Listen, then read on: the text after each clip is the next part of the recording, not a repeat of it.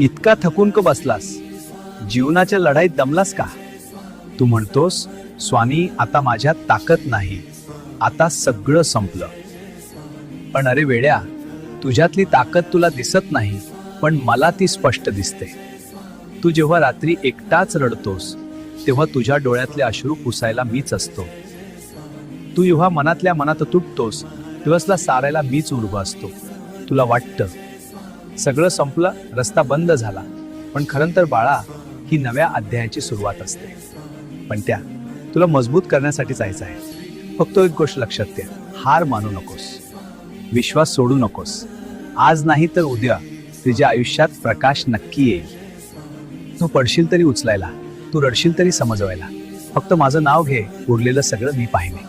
तुझ्या कष्टाचं फळ तुला मिळेलच. विश्वास ठेव बाळा, मी तुझ्या पाठीशी आहे.